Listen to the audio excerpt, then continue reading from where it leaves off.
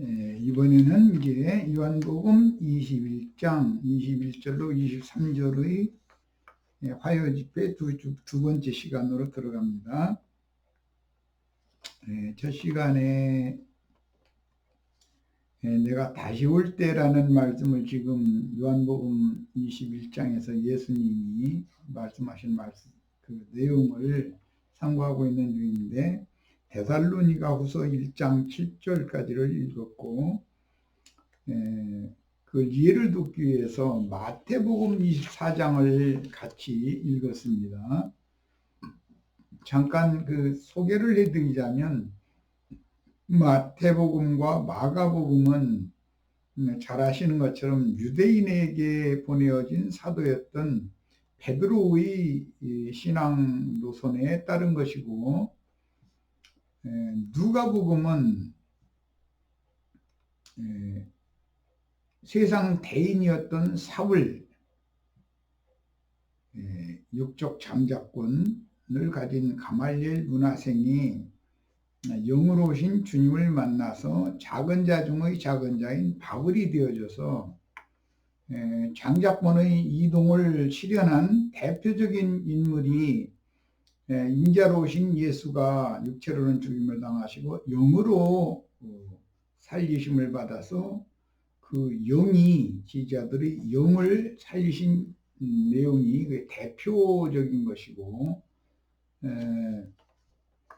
그 주님께서 이루신 구속사를 잇는 사도를 대표하는 자는 이제 이방인의 사도로 말하자면 바울로 예시가 되어졌는데, 그는 원래는 세상의 대인 큰 자였던 사울이었죠.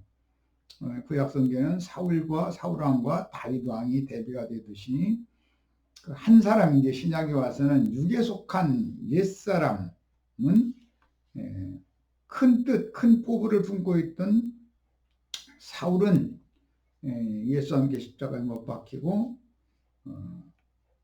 그리스도와 함께 살리심을 받아서 바울이 되어져서 구약성경 창세기 25장이든가 이후부터 이제 장자권의 변동 이야기가 나오는데, 거기 보면 큰 자가 작은 자를 섬기리라는 말씀이 나왔어요. 거기 큰 자는 단어적으로 볼 때 사울이죠. 작은 자는 바울입니다. 이것은 사울은 우리의 옛사람 아담에 속한 사람을 대표한다면, 바울은 위로부터 거듭난 새 사람, 소자들을 대표하는 것이다 라는 것은 창세기 강론 때 이미 충분히 말씀을 드렸었고, 그런 것이 장자권의 변동에 대해서 하나님의 선택, 예정이라는 것에 대해서 예를 듣기 위해서 얘기를 해드리는 것이고, 주님이 다시 오실 때에 대해서 예언하셨던 마태복음과 마가복음은 유대인에게 보낸 사도인 베드로의 신앙 노선에 맞추어서 기록이 된 것이고, 누가복음과 사도행전은 이방인의 사도로 보내심을 받은 바울, 사울이었다가 훗날 바울이 된 사람이죠. 주 안에서는 바울이 큰 자이고 세상에서는 사울이 큰 자라는 건 이미 말씀을 드렸고, 장자권은 어떻게 변동되는가, 이것은 작은 소자들에게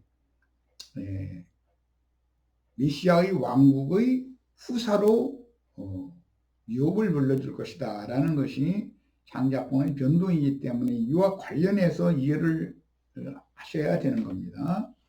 그 다음에 오늘 이제 이어서 읽을 말씀은 누가복음 21장을 보려고 그러는데, 누가복음은 바울 사도의 신앙 노선을 따라가는 그런 신앙 계보의 노선에서 기록을 한 거다. 누가는 바울 사도의 수종자였죠. 마가는 베드로의 수종자였습니다. 이거에 대해서 깊은 이해가 있기를 바랍니다. 자, 마태복음은 읽고 마가복음은 이제 마태복음의 원분이라고 할 수가 있는데, 마가복음 13장은 이미 마태복음에서 충분히 읽었으니까 생략하기로 하고, 누가복음 21장 본인의 성경으로 우리 지체들 다 같이 성경책을 찾습니다. 누가복음 21장은 마태복음, 마가복음과는 다른 관점을 기록을 한 것이다.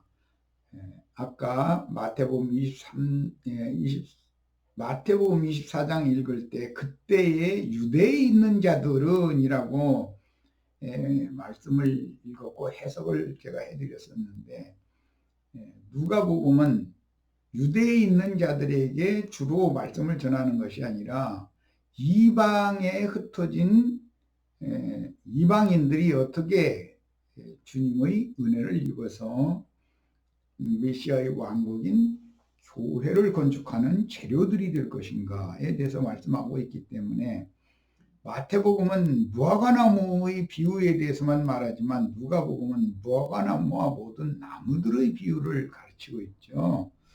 그러니까 이런 문맥의 흐름과 성경이 말하고자 하는 의도에 대해서 먼저 이해를 하신 다음에 누가복음 21장 다 찾으셨죠? 자, 본인의 성경으로 읽는 겁니다. 21장 1절부터 보겠습니다. 예수께서 눈을 들어 부자들이 헌금함에 헌금 넣는 것을 보시고, 또 어떤 가난한 과부가 2렙돈 넣는 것을 보시고 이르시되, 내가 참으로 너희에게 말하노니 이 가난한 과부가 다른 모든 사람보다 많이 넣었도다. 저들은 그 풍족한 중에서 헌금을 넣었거니와 이 과부는 그 가난한 중에서 자기가 가지고 있는 생활비 전부를 넣느니라. 여기 생활비라고 할 때 생활생이라는 이 용어는 비오스 생명, 육신의 몸을 입고 이 생에 사는 생명을 말한 거예요. 육의 몸을 입고 사는 동안 생활비가 필요하죠. 그런데 영의 몸은 그 생활비가 그리스도의 생명의 말씀이고, 육의 몸은 세상 돈이죠. 재물이죠. 이건 이미나 다 이해할 수 있는 문제입니다. 생활비가, 영적인 사람들의 생활비는 그리스도의 생명이고, 육적인 사람들은 속세의 돈이죠. 이건 뭐 누구나 다 알 수 있는 문제예요. 왜 이야기를 하느냐면은, 가난한 과부에게까지 헌금을 받아가지고 헌물과 미석으로 꾸민 예루살렘 성전이 돌 위에 돌이 하나도 남지 않고 다 무너뜨려지는 날이 올 것을 지금 예언을 하시는 내용이기 때문에 이것을 읽은 거예요. 자, 이제 5절부터 봅니다.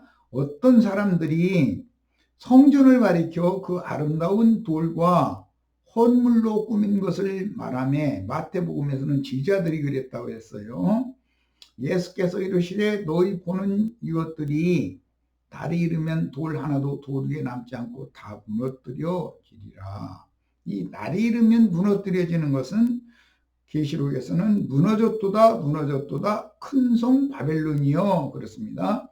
그때 당시는 예루살렘 성과 이스라엘 나라가 멸망할 것을 예언하는 말이지만, 실제로는 이것은 영적 해석을 하자면 세상 교계와 세상 나라가 다 반드시, 즉 마귀의 체제가 하나님의 엊그제 말씀드린 것처럼 하나님이 세우신 그 질서 체제를 무너뜨리는 하늘이 정해준 지위를 벗어난 자들이 자칭 신의 위치, 높은 자의 위치에 올라가가지고 거룩한 곳에 서서 짐승의 보좌, 용의 권좌, 이것이 하나님의 정의다 해가면서 하는 자들 두 부류가 있어서 그들이 다 짐승의 보좌들이 앉는 것이죠. 그래가면서 그들이 자신이 메시아인 것처럼, 자신이 그 그리스도인 것처럼 이렇게 말하는 자들을 통해서 미혹의 역사가 택하신 자들에게까지 일어나게 된다라는 건 이미 아까 마태복음 읽을 때 소개해드렸어요. 그러니까 짐승떼를 염두에 두고는 말이고, 짐승 때의 특징은 큰 성 바벨론이 무너지는 것이다 라는 것을 알 수가 있습니다. 예. 누가복음 21장 6절 노의 보는 이것은 성전은 주 건물이 있었고 부속 건물들이 있었기 때문에 이것들이라고 복수로 표현을 한 거예요. 이건 계시록에서는 주건물 그 나우스와 그 다음에 마당에 있는 뭐 기물 등을 이렇게 성소 안과 성소 그 바깥 마당 측량을 하는 즉 재보는 캐는 잣대를 주시는데 그 이제 갈대라고 표현했는데 지팡이와 같은 갈대다 이렇게 해서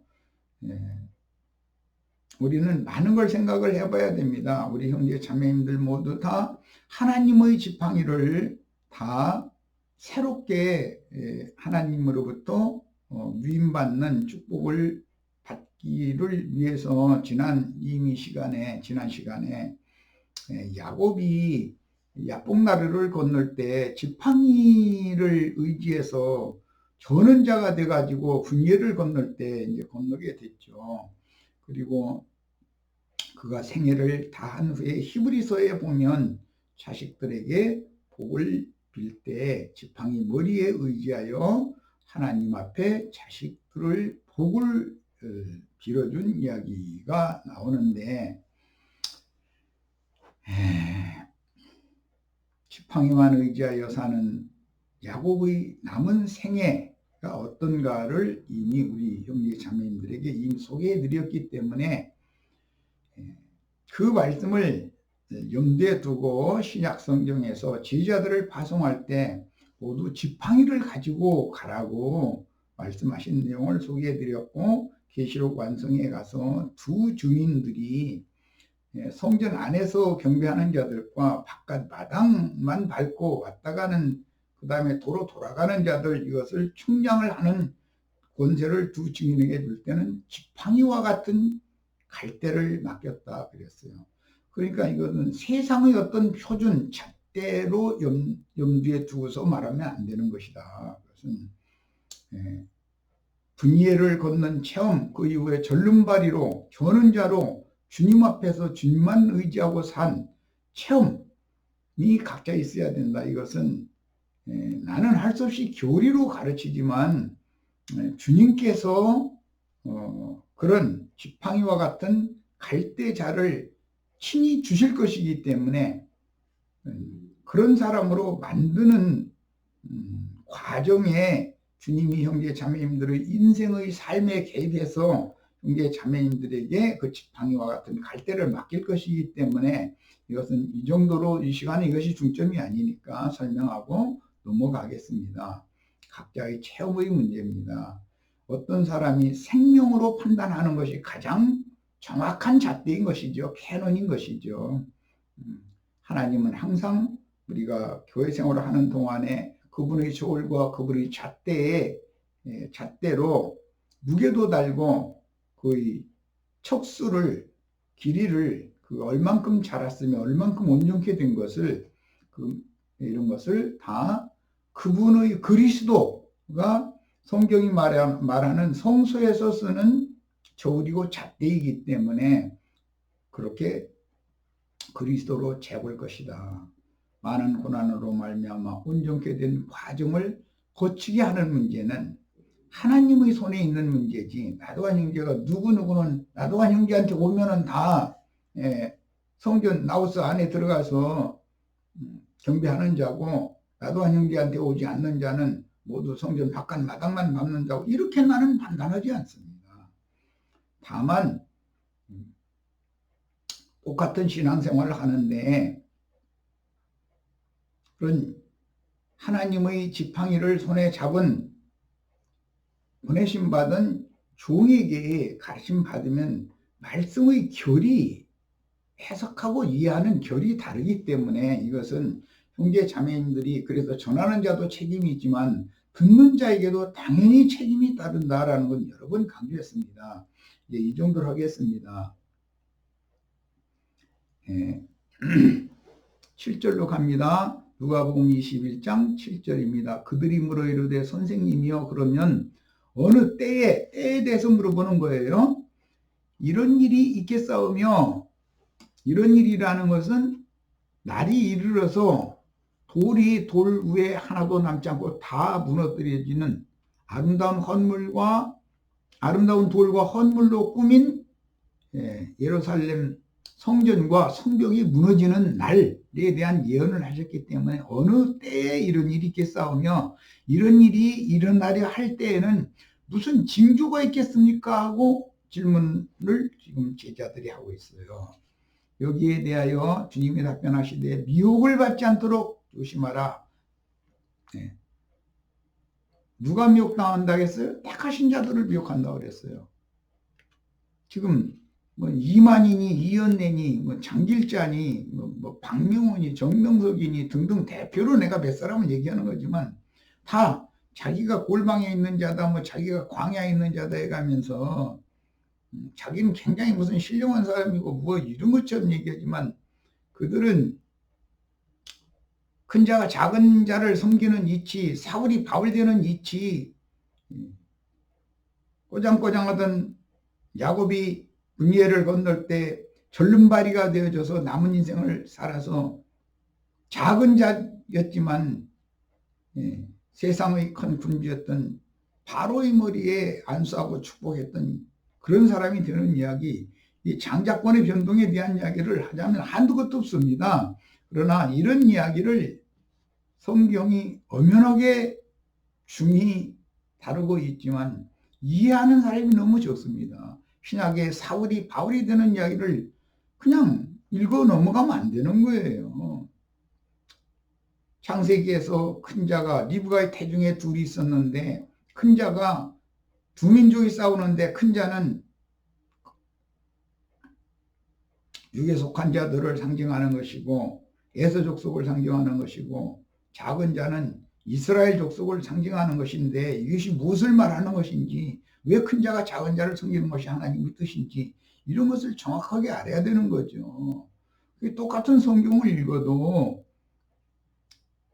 구약의 어떤 모형과 예표와 그림자를 모르면 신약의 사울이 바울 되는 이야기, 작은 소자들아 너희에게 그 나라를 하나님께서 물려주시기를 기뻐하시느니라, 이런 말씀을 읽으면 이게 무슨 말인지를 알아들어야 되는 거다는 거예요.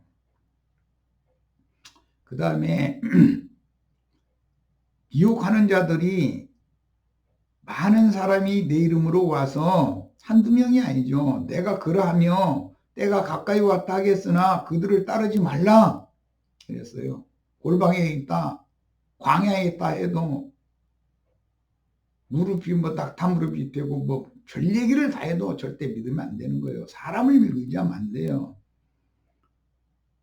내가 그러라 하며 때가 가까이 왔다 하겠으나 그들을 따르지 말라, 이런 말을 정확하게 알면 이만희 집단, 무슨 신천지 집단, 무슨 대국교회 이연래 집단 뭐 이런 것이 생겨나겠어요? 말도 안 되는 소리죠. 사람을 따라가는 거는. 나에게 신앙의 획기적인 영의 일에 대해서 깨닫게 해준 스승이었던 분들도 그 사람을 따르면 되지 않는다라는 걸 나는 주장했기 때문에, 그걸 제청했기 때문에 쫓겨났어요. 우리는 워치만니의 제자가 아니고 예수 그리스도의 제자예요. 위트니스로의 제자가 아니에요. 우리는 예수 그리스도의 성령의 제자들이에요. 나도 형제의 제자가 되시면 안 되겠어요. 지방입장, 지방교회 말하자면 한두 것도 없지만 사람의 미혹을 조심하셔야 돼요. 사람의 종이 되기를 바라지 말고 성령께서 작은 책, 열린 책의 말씀을 주시고 나라와 방언과 열국과 모든 임금들에게 또 보내신 자들이 되어서 대언의 영들로, 온 땅에 보내심을 받은 하나님의 영들로 충성을 다하다가 데려감을 받는 것을 추구를 해야 되겠어요. 그 다음에 난리와 소요의 소문을 들을 때 두려워하지 말아라. 난리와 소요의 소문이라는 것이 뭐예요? 역병이 어디에서 뭐 번지기 시작했다. 기근이 어디에서 어떻게 했다. 지진이 뭐 어떻게 났다. 뭐 사람들이 몇이 죽었다. 이런 걸 때 사람들이 죽기를 무서워하여 일생임의 종로로 사는 사람들은 다 그 소요에 휘말리게 돼 있어요.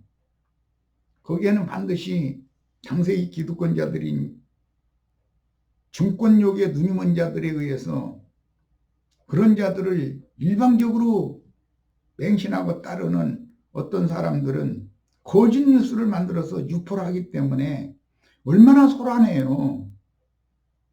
역병만 돌아도 이 난리인데 거기에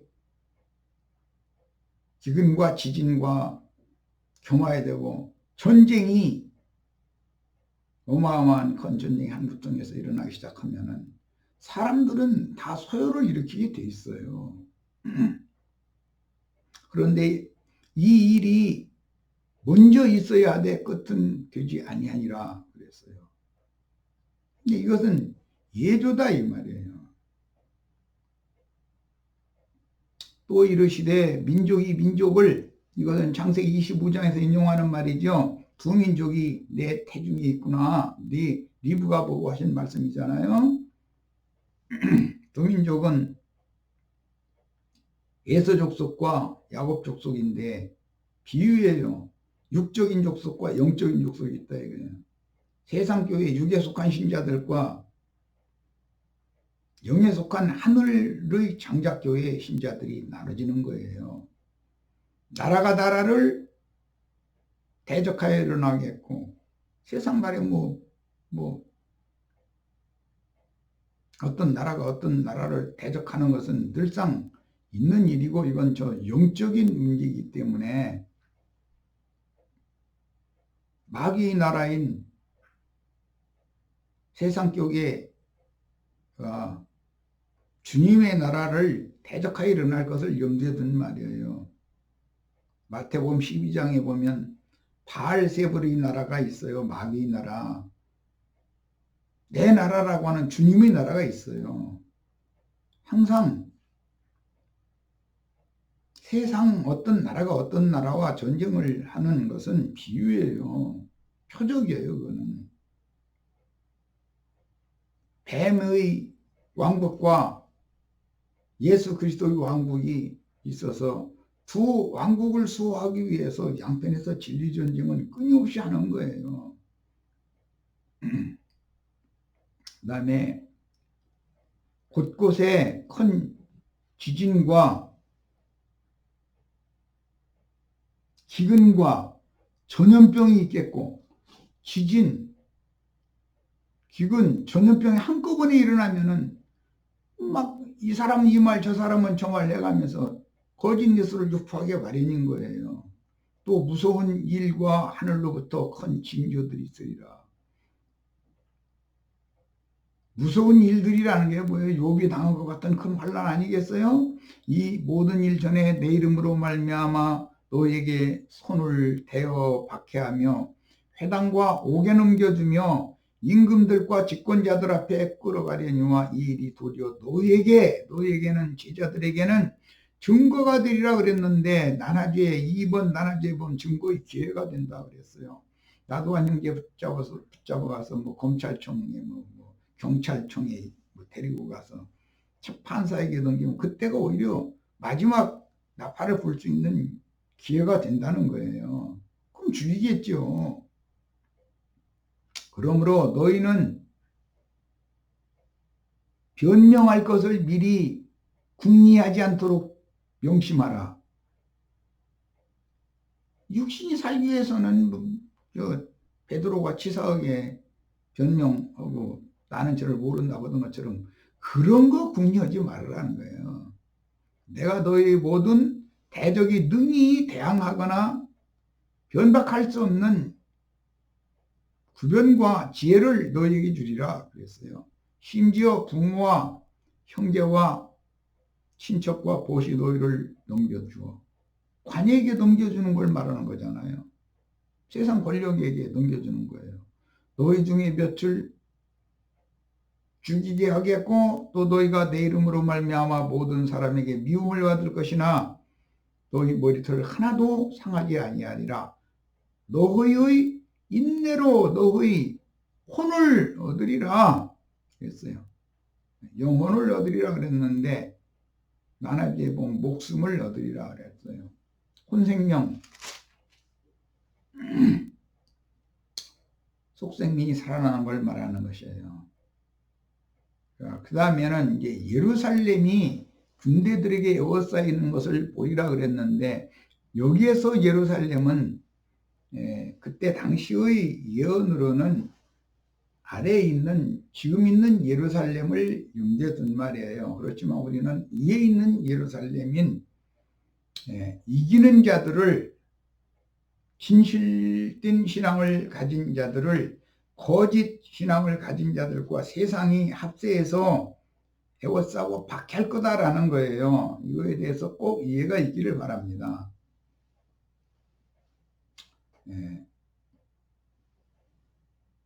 그때 유대에 있는 자들은 산으로 도망할 것이며 무리들은 하늘의 시온 산으로 도망하는 거예요. 그러려면 데려감을 받아야 돼요.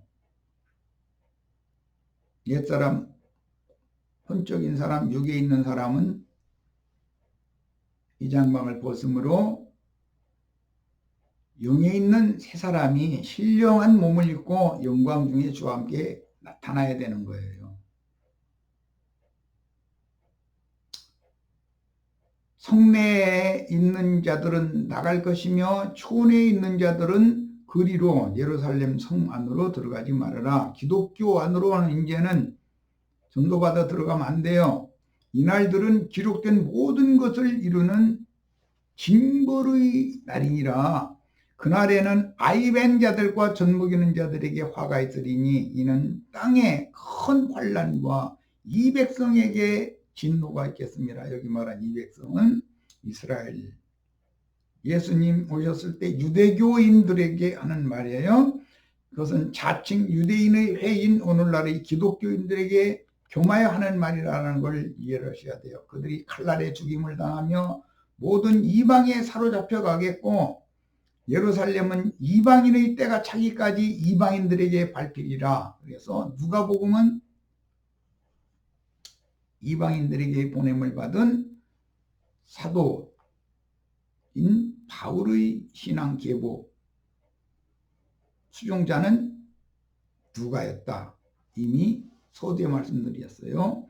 1월 성신에는 징조가 있겠고 땅에서는 민족들이 바다와 파도의 성난 소리로 인하여 바다와 파도의 성난 소리라는 것은 사람들이 거짓 뉴스에 속아가지고 우왕좌왕하고 정신없는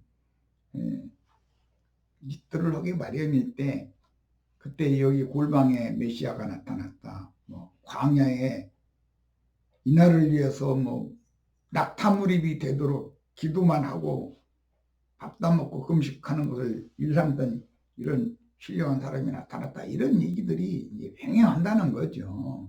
그런데 주님은 이미 그 영이 되셔서 모든 믿는 이들과 함께 계시고 영은 어떤 사람에게만 역사되는 것이 아니에요. 여러 번 말씀드렸어요. 다만 각 사람의 은사와 분량이 다르기 때문에 그 사람은 그렇게 하나님이 길들여서 그런 용도로 쓰시는 것이다. 이건 수도 없이 말씀을 드렸어요. 절대로 어떤 사람을 따라가시면 안 되겠어요. 나도한 형제가 아무리 말씀을 잘 가르쳐도 우주의 모든 선지자들을 보내신 주님에 대해서 다 알 수는 있는 거 아니잖아요. 나도한 형제를 길들이시면서 가르치신 거 그 아는 범주 내에서 나는 나대로 가르칠 수밖에 없는 거죠. 그럼 다른 형제들이 도움도 또 받아야만 풍성하고 중후한 자가 다 되는 거예요. 그래서 그리스도의 저울에 달렸을 때 부족하게 달리는 일이 없기를 바라요. 그리스도를 잣대로 삼아서 형제 자매님들이 생명이 온전케 된 여부를 즉 금갈대로 청량을 할 때 미치지 못한 자로서 청량당하지 말기를 바라요. 사람들이 세상에 임할 일을 생각하고 무서워함으로 기절하리니 역병만 돌아도 그러는데 큰 지진과 기근과 전쟁이 한꺼번에 몰아닥치면 얼마나 소란스럽겠어요. 이해가 되잖아요. 우리는 그런 큰 날이 되기 전에 주님 앞에 데려감을 받는 걸 추구하는 거예요.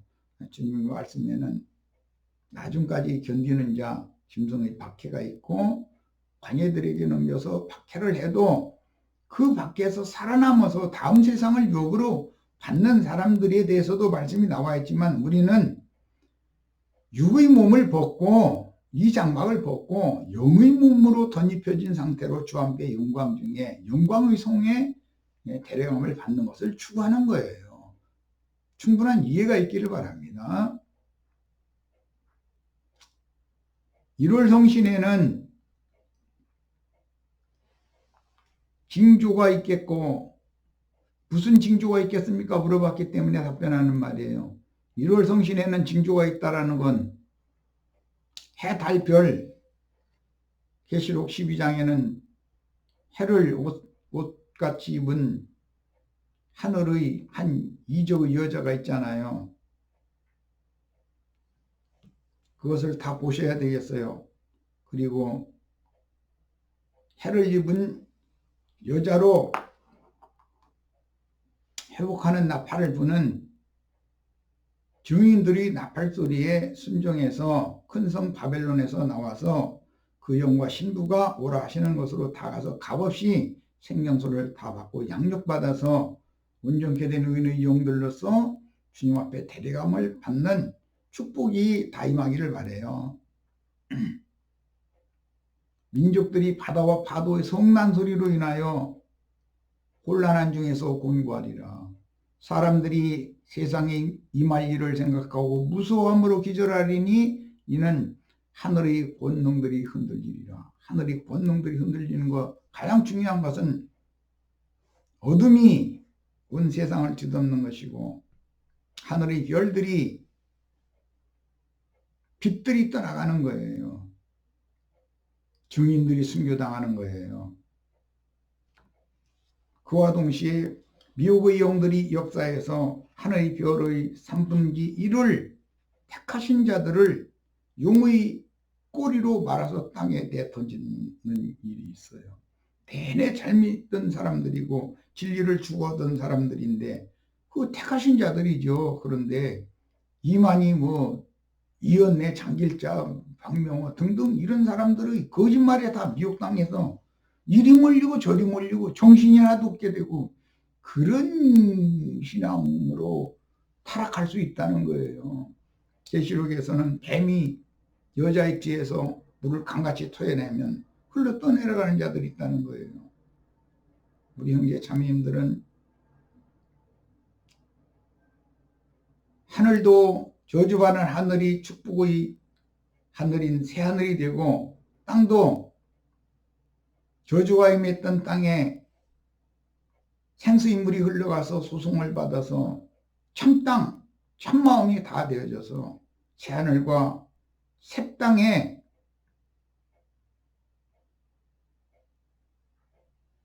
하늘 일을 수종하고 수행하는 그리스도의 종들로 다 크게 쓰임을 받다가 메시아의 왕국을 기왕이면 10골로 유업으로 다 받기를 바랍니다. 그때 사람들이 인자가 구름을 타고 능력과 큰 영광으로 오는 것을 보리라. 그랬어요. 우리 형제 자매님들은 구름 수레가 되어야 된다. 구름 타고 온다는 것은 하늘의 예루살렘이 오는 세상에 내려오는 것을 의미한다라는 건 이미 말씀드렸어요. 구름 같은 증인들, 온전케 된 의인의 영들, 그들의 불꽃 천사들, 그들을 대동하고 주님이 오는 세상에 다시 오시는 거예요. 창공에 떠다니는 무슨 놈의 구름을 타고 무슨 메시아가 오시겠어요. 이런 일이 되기를 시작하거든 일어나서 머리를 들라. 너희 속량이 가까웠느니라 하시더라. 머리를 들라. 너희 속량이 가까웠느니라 라는 말은 주 안에서 자던 자들이 주님의 예언을 이루기 위하여 주 안에서 자다가 일어날 때가 됐다는 뜻이에요. 반드시 지나간 부활이 있었지만 오는 부활이 또 있다는 걸 꼭 믿으셔야 되겠어요. 주 안에서 자던 자들이 먼저 일어나서 첫째 부활에 참여할 수 있다면, 그 부활에 참여할 수 있다면 그는 위에 있는 예루살렘으로 승천하게 돼 있어요. 자, 누가복음 21장을 이렇게 읽어나갔고 29절부터 더 읽어나가겠습니다. 이에 비유로 이르시되 무화과나무와 모든 나무를 보라. 무화과나무를 보는 것은 이미 멸망한 이스라엘 12지파를 예표상으로 보는 것이지만 모든 나무를 보라라고 할 때는 선택한 사람들이 유대인만 있는 것이 아니다라는 거예요. 이방인들도, 나무라는 것은 전부 사람들을 상징적으로 하는 표현이기 때문에 싹이 나면 너희가 보고 여름이 가까운 줄을 자연히 하나니 이와 같이 너희가 이런 일이 일어나는 것을 보거든 하나님의 나라가 가까운 줄을 알라 그랬어요. 내가 진실로 너희에게 말하노니 이 세대가 지나가기 전에 예수가 인자로 생애를 마치기 전에 또 예수가 생애를 마친 후에 예수와 함께 살던 그 세대 사람들이 다 죽기 전에 이 일이 다 이루어진다. 이게 예루살렘 교회가 세워졌다는 거, 또 예루살렘에 반대하던 유대인들의 무리가 여전히 주님의 교회를 대적한다는 거. 그 후로 불과 36년이 지나면 이 예언이 이루어져서 로마에 의해서 예루살렘과 이스라엘 나라가 멸망하게 될 거라는 거 이미 충분히 말씀을 드렸어요. 천지는 없어지겠으나 내 말은 없어지지 아니하리라. 예, 과거에 이스라엘 나라 유대의 땅에 있었던 이 일이 하나의 표적이 되어져서 온 지구상의 이 일이 이루어질 건데, 이방인의 때 끝에는 온 지구상의 이 일이 이루어지는 겁니다. 이 말씀을 34절 이하로 읽어나갑니다. 너희는 스스로 조심하라. 그렇지 않으면 방탕함과 술취함과 생활의 염려로 마음이 둔하여도 뜻밖의 그날이 덫과 같이 너희에게 임하리라. 이날은 온 지구상에 가는 모든 사람에게 임한다. 예루살렘에 임하는 것은 33절까지는 표적일 뿐이고, 지금 주님은 이방인의 때 끝에까지를 연장해서 말씀하시는 중이기 때문에 이런 예언의 말씀이 온 지구상에도 또 모든 사람에게 임하려면 영적으로 이것을 해석할 줄 알아야 되는 것이고, 우주를 경영하시는 하나님의 역사의 진행에 대해서 명확하게 알 필요가 있습니다. 이러므로 너희는 장차 올 이 모든 일을 능히 피하고 인자 앞에 서도록 항상 기도하며 깨어있으라 하시니라. 예수께서 낮에는 성전에서 가르치고 밤에는 나가서 감람원이라 하는 산에서 쉬시니 모든 백성이 그 말씀을 들으려고 이른 아침에 성전에 나가니라.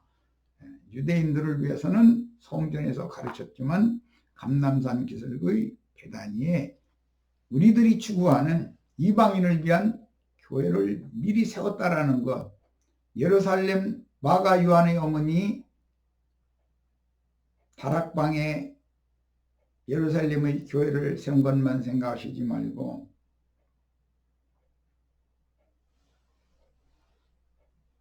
감람산 기슭의 베다니 마을에 주님께서 교회를 예표적으로 세웠다. 그런데 그와 똑같은 교회를, 주님의 교회를, 주님 말씀하시는 내 교회를, 음부의 권세를 이길 수 있는 교회를 우리가 회복을 해야만 이 모든 말씀이 이루어진다. 이거에 대해서는 이상을 보시기를 바라고, 하늘의 장작교회라는 것이 얼마나 중요한 문제인지 이상이 필요합니다. 전하는 자들에게도 사명감이 필요하고, 듣는 이들에게도 하야받은 귀와 깨닫는 마음이 필요합니다. 자, 이제 자료로 다시 돌아갑니다. 계시록 6장 9절로 11절을 인용구를 읽겠습니다. 다섯째 인을 떼실 때에 내가 보니 하나님의 말씀과 그들이 가진 증거로 말미암아 죽임을 당한 영혼들이 제단 아래에 있어 큰 소리로 불러 이르되 거룩하고 참되신 대주제여 땅에 거하는 자들을 심판하여 우리의 피를 갚아주지 아니하시기를 어느 때까지 하려 하시나이까. 굉장히 어려운 말입니다. 이 제단 아래의 피는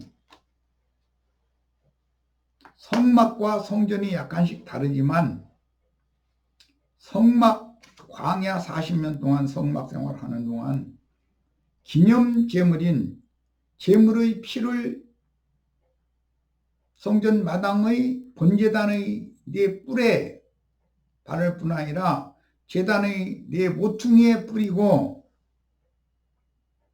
그 제물은 많은 피가 흘러나왔고 여러 그릇으로 이제 받아야 됐기 때문에 피를 제단 아래에는 담는 핏그릇이 준비되어 있었습니다. 그 핏그릇이 채워지면 그걸 진 밖으로 내가서 진 밖 거룩한 곳에, 해 뜨는 곳에 갖다가 묻었습니다. 땅속에. 자, 이런 제사법에 대해서 잘 이해가 있어야 됩니다. 이런 예법은 첫 아담의 맏아들인 카인이 동생인 아벨을 들로 불러내어 죽였는데, 아벨의 피가 하나님 앞에서 호소를 했습니다. 그것은 표상입니다. 하나의 상징이 된 거죠. 예수의 피는 유대교의 대인들에 의해서, 큰 자들에 의해서 흘려졌고 온 기념제물로 제단에 뿌려지고, 성소의 휘장에 뿌려지고,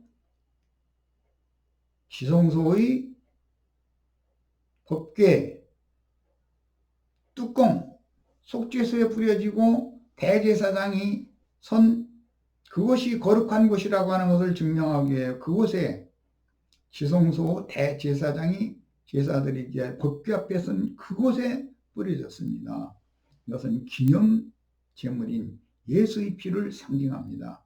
그렇지만 제단 아래에 핏그릇이 있어서 나머지 피가, 짐승의 피가 그거 다 채워져야 되는 겁니다. 그것이 다 채워지면 진박 거룩한 것으로 가지고 나가서 거기 땅속에다 묻었습니다. 그런 레위기를 나와 같이 집회를 하실 때에 말씀을 들었던 분들은 생각이 날 것이지만, 그런 제사법에 대해서 이해를 해야 됩니다.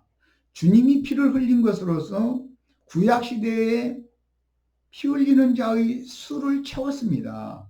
그렇지만 주님이 피 흘리는 것으로도 피의 양이 다 완결되는 것이 아니고, 예수를 죽이는 자들이 우리와 우리 자손들에게 피를 돌려달라고 했고, 결과적으로는 계시록에 와서 주님의 진리의 말씀을, 진실된 말씀을 맡은 종들이 예수처럼 죽임을 당해서 그 수가 차야 하고 피의 양이 채워져야만 한 시대가 종결된다는 거예요. 이런 거에 대해서는 성경을 읽을 때 볼로 읽으면 안 됩니다. 오늘 우리 형제 자매님들의 새 땅, 새 심령과 새 땅, 축복의 땅에서 아벨의 피보다 더 낮게 말하는 그리스도의 핏소리가 명확하고 큰 소리로 들릴 수 있도록 기념제물인 예수의 피가 속죄소 위에 뿌려지고 대제사장 1년 1차에 속죄소에 나가서 제사하기 위하여 법궤 앞에 선 그 자리에 거룩한 제사장이 설 그곳이 거룩한 곳이라는 것을 분명하게 밝히는 것은 그 대제사장이 설 자리에 발밑에 기념제물의 피를 뿌려서 정결케 하는 것입니다.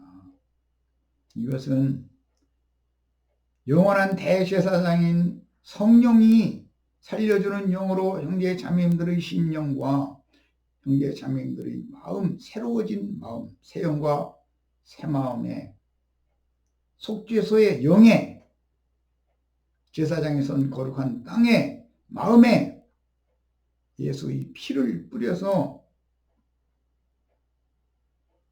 그곳에서 아벨의 피보다도 더 낮게 말씀하시는 그리스도의 핏소리가 오늘 우리 형제 자매님들의 신비 속에서 청결해진 마음의 영의 생각을 통해서 큰 음성으로 들리는 축복을 다 받으시기를 바랍니다. 시간이 벌써 많이 돼서 여기까지 해서 마치겠습니다.